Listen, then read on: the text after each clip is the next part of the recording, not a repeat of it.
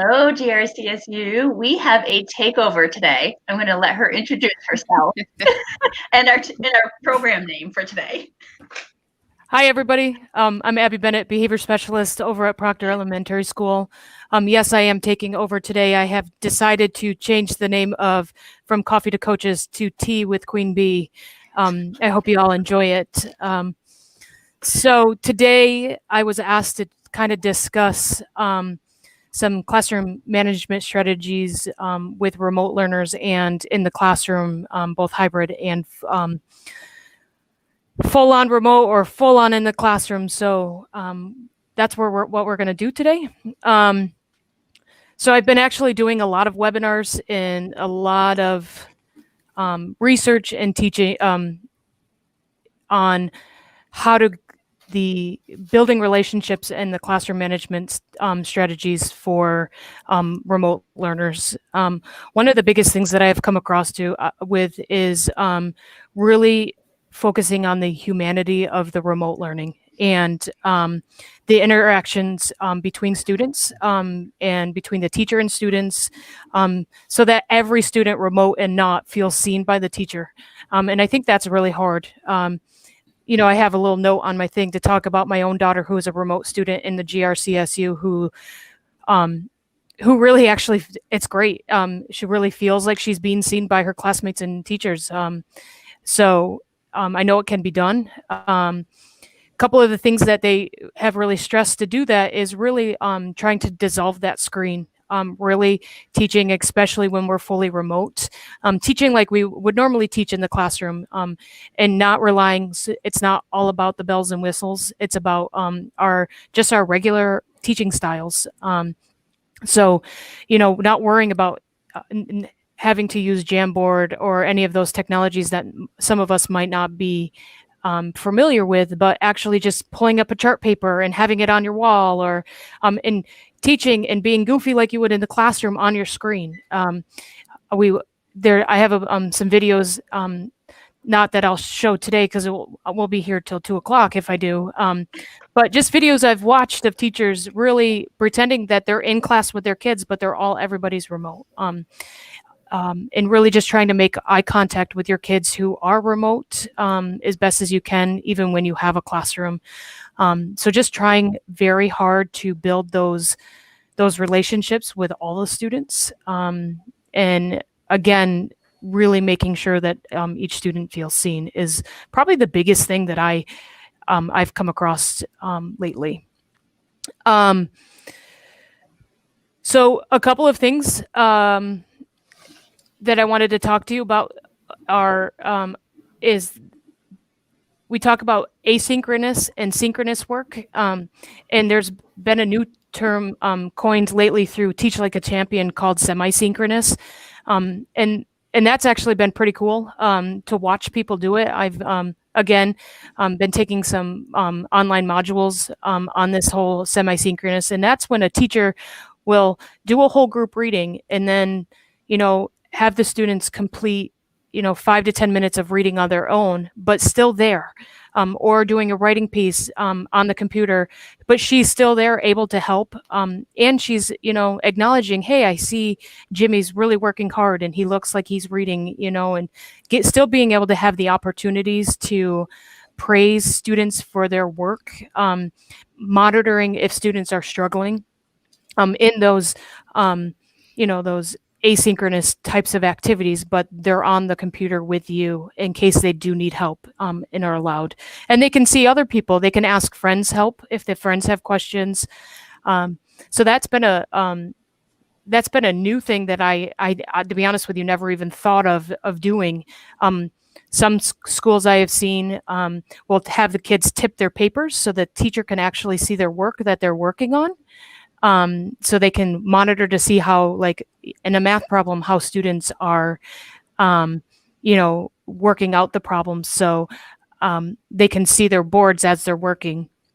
And that's just really helping you with, building those routines and expectations. And that's my next point is really having your online classroom model and echo and mirror your in classroom.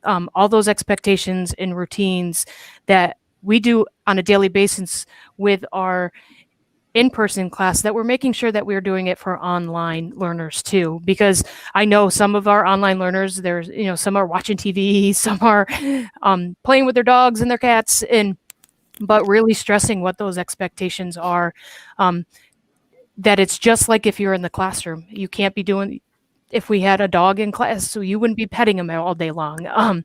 So in one classroom that I watched a video, she every day when the online learners came on, had almost like a title page, it would kind of look like, and it set out what the expectations were, reminded students of what the expectations were, like you're muted unless you have a question, and just those little expectations that are really important every day, but also had like materials needed. So kids, we weren't waiting around for the kids to get their pens and their papers and stuff, but everything right when they signed on, that was the first thing they saw was, a picture of the teacher, but she had her screen shared so that there was, this list of kind of notes that they needed to know for the day, which I thought was super cool. Again, something very simple that we in this crisis don't think of. So these were just good eye openers. So that was really like those were some of the little, tidbits that we talked about. There's a couple strategies that I wanted to talk about. I'm going to share my screen. I took a Kagan cooperative learning course. It was a 3-hour course on adapting Kagan strategies through during COVID, which was really cool because I am a huge cooperative learning. I push for it here at our school. A lot of our teachers do cooperative learning. We do a lot of think paired, pair up, and so many teachers, Rally Robbins and stuff like that, and so many teachers are like, Abby, how do we do this? How do we use cooperative learning during this COVID time? And so I was really interested in how adapting it. One thing what was pushed for is using our one-to-one devices is really important.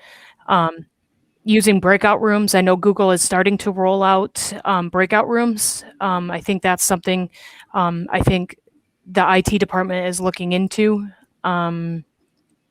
So I've been dabbling a little bit into how to use the breakout rooms myself. And they're super easy. So if you wanted to do on a Wednesday and you wanted to do think paired share with your kids, you can easily pair kids up and you can put a time amount on it. So they pair up, they talk for a minute, and then it brings them back to the whole group, and it's seamless. And that's how our entire training through Kagan is we did all the strategies through online, and we had a 5-minute pair share, and we would both go. And that a lot of that goes back to, setting expectations and practicing it in the classroom.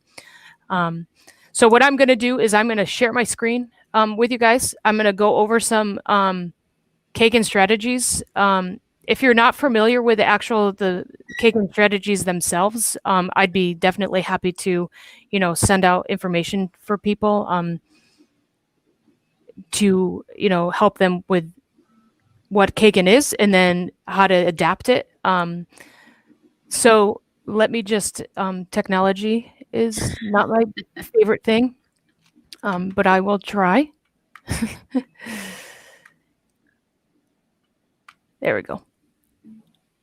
All right. Yeah. Screen share. Oh, look at that. All right. So, you see it? It's coming. All right. Here we go. So here are a bunch of Kagan strategies.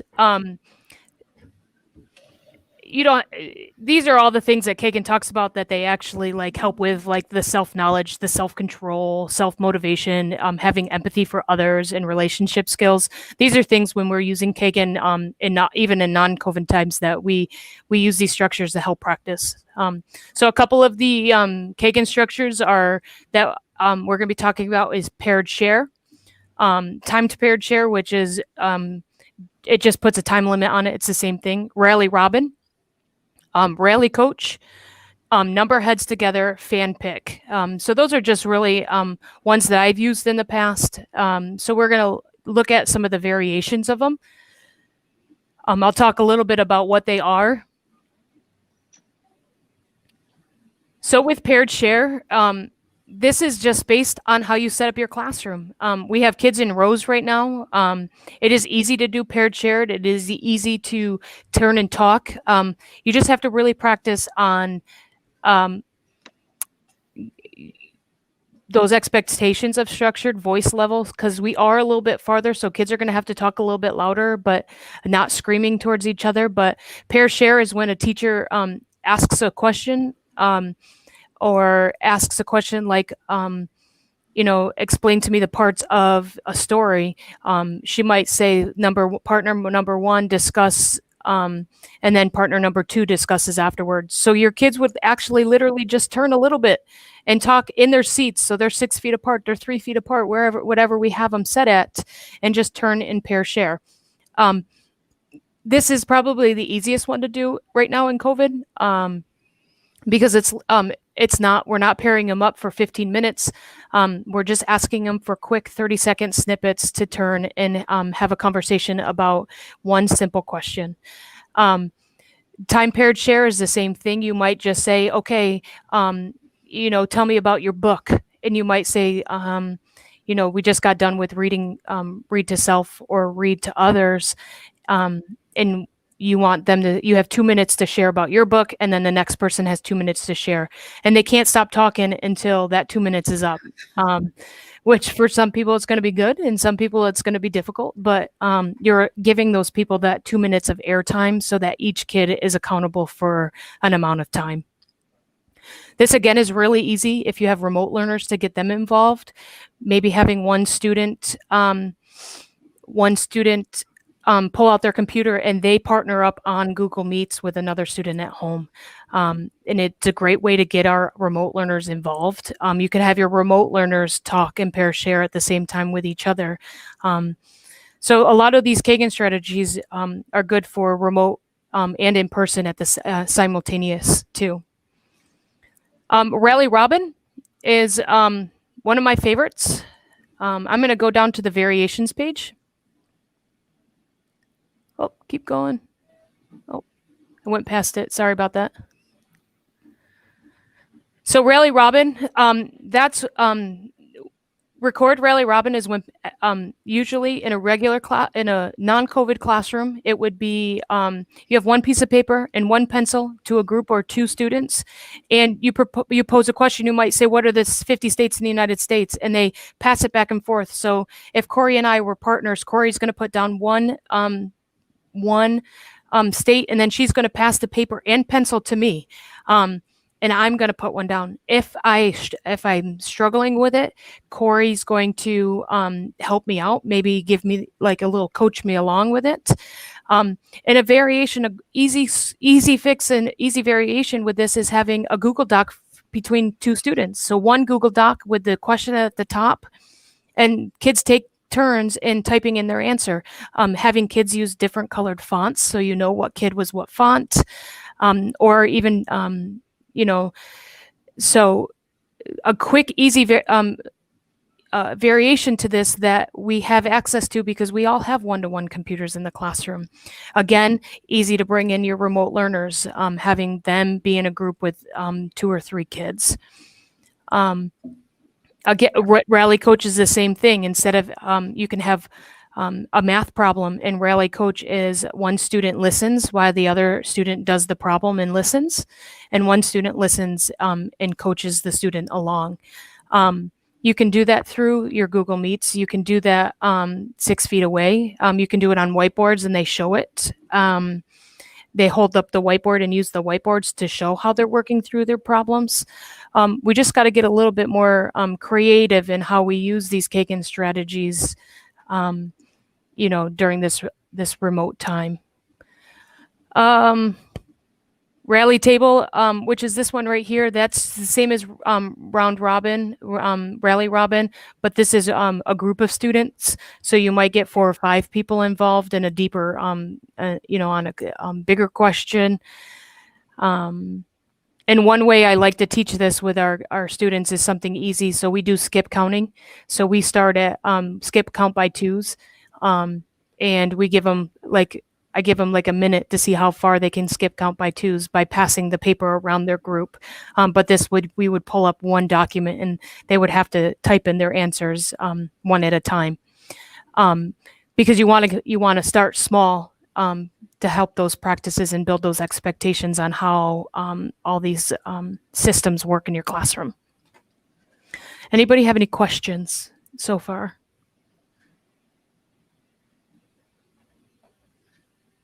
This is all really great. I think the only question is not related to this specifically, but you mentioned lots and lots of resources. So I just wanted to know if you could make sure that you get that to us so that we can get it to everybody else. Yeah, actually, so I'm a huge fan of Teach Like a Champion. And they actually have put out a series lately, a free series to both coaches and to teachers on using some of their strategies through remote learning, asynchronous, semi-synchronous, and synchronous work. And it has been phenomenal. They also have a 15-hour module course that they have put out on teaching remotely to students, which it does cost some money, but I think would be definitely something to look into. I'm working on a one of their modules right now as a coach. And it's really good because a lot of their Teach Like a Champion, the cold call, which they do. Thanks, Lisa. I appreciate it. A lot of cold call is super easy to use. I mean, we can use cold call. Cold call is when you tell a student, you pose a question and you tell them, okay, nobody's raising their hands. You have to be ready. You never know who I'm going to call on. And you can use that, with your online learners and in the classroom. And it's something easy to bring those online learners even more into the classroom and feeling like they're a part of the classroom. But Teach Like a Champion, their website has been very helpful. The teacher channel, I think it's called. They have a lot of their own modules and videos on, and that's actually watching teachers navigate through this whole in-person and online learning that I've done a lot of watching a lot of those videos and picking them apart and really researching what's the best way, what's going to work the best for some of the students that we have here at our school. So that's been helpful. And then Jenny, thanks to Abby, she and I sat down and she had shared the Teach Like a Champion modules with me. And we have actually turned them into a module that is on the coach's website, and we can link down below on YouTube so that teachers can participate in those modules themselves, complete some activities that are really useful to them now, and get some PD hours for it. And Teach Like a Champion, I think it was Teach Like a Champion. Let me just look before I give you that information. I'm pulling it up right now. Their online series that they've had. I'm really pulling it up right now. I didn't realize I'm still sharing my screen. I'm going to stop sharing my screen so I can navigate through this. You don't have to see me doing all my typing and stuff. They just put out a book.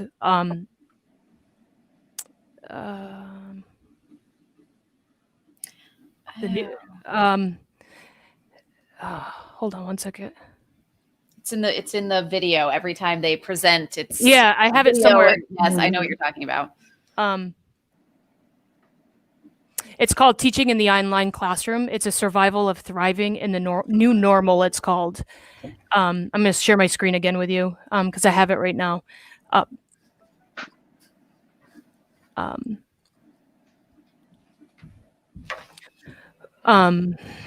see. So this is the book that they have put out that Doug Lemov, who wrote the Teach Like a Champion book, they wrote this for online situations and teaching online. And this is where they've done a lot of their modules with using this book. So I have not read it yet, but their online modules have been so helpful to me in helping and coaching our classroom teachers, through this wonderful time that we're in. So something to look into. We do have the link for individual teachers to sign up for those modules through the teaching channel, I think it's called, or whatever it was. That will be coming out in the next newsletter. Awesome. Perfect. So really, I mean, I think the biggest thing that I wanted, and I hope I tea with Queen Bee has been what you wanted it to be. I think the biggest thing is really just making sure that we are treating online as if we were in the classroom, having that, sometimes when we get behind the screen, we tend to kind of become a robot almost, and not making those connections that we need to be making, not making, saying every time somebody's signs on, saying hi to them and greeting them just like you would if they're walking into the classroom, and really focusing on, the humanity of as much as the interaction that you can with it being online. Because we want our online learners, and even if we were ever needed to go, a couple of us needed to go full remote, that's what our kids strive on, is that relationships with us, and we want to maintain that for kids. And it can happen through online learning. We just have to be creative. So, but Abby, I have a question for you. Yeah, go ahead. Okay. So, thinking now, cold and flu season, we're all indoors, right? So we're winding up having more students who are needing to go remote for various reasons. Yep. Potentially entire classes that have to go remote. So it somewhat disrupts the flow of things. So what advice do you have for teachers as we start having individual students go remote for short periods of time or a class? Like, what should teachers keep in mind to help keep the flow going? Two things that I would say. I would start now. I know our kindergarten teachers started day one with what it looks like to learn online. Teaching those procedures, teaching how to get on things, modeling how to use the task calendar. One thing I've told people, tell teachers here all the time, we spend so much time doing those task calendars. You should have that pulled up, and you should be using that daily in your classroom and modeling how to navigate that all the time. So kids, if they do have to go remote, that's not the first time or second time they're seeing the task calendar. We're putting so much time and effort into the task calendar. We should be using it every day. That should be almost your schedule for the day that we write up every day, pulling up and keeping that task calendar up and referring to it all the time. That's also going to help some of your kids with behavior problems in the classroom, keeping structure and flow with the classroom. But I think if keeping so that students know that if they have to go, there's no question about what the expectation is of what the expectation is online, and practice those routines now, because March 13th last year, none of us knew what was going to happen, but you never know. We need to be ready in case we all have to go remote, or one classroom has to go remote. But the worst thing, and and your classroom online, when you go online, needs to mirror what you do every day, not lengthwise. You don't have to be on all the time with the kids, but keeping the same structure so that kids know and it's predictable. That's what a lot of our kids need, is that predictability. I'm reading, sorry, I like stopped mid-sentence. I was reading Lisa, that was awkward. I could read it out loud. So Lisa says, I also hear that younger students struggle with locating materials, getting out your math workbook if they go remote and haven't had any practice managing physical materials on their own. Yeah, and it's so funny because like we tend to, with our younger kids, we tend to hand everything out to them. And because it's can be a little bit of a cluster sometimes, having everybody have those books at their desk. And we pre-tear pages out and stuff. And I think we're seeing that we need to give a little bit more independence to kids so that they can manage this, because we never know what's going to happen, in just being as structured. Again, as structured as possible. If there's we talk about the first 6 weeks of school being structured and routines and stuff. And I tried to stress that so much. And this COVID put a completely different spin on it. And we really, really needed to be, structured even more so, and still need to continue to be structured even more today than we have been in the past. So I just think be ready for anything, really. Tomorrow you could have half your class out, and so we want to make sure that the kids know how to navigate that on their own. Having kids pull it up, watching kids do those routines throughout the day. Maybe have a semi-virtual day within your classroom so that you can make sure that kids know how to do it on their own. Might help out too. I think that goes for the adults too, really, doesn't it? Absolutely. Yep.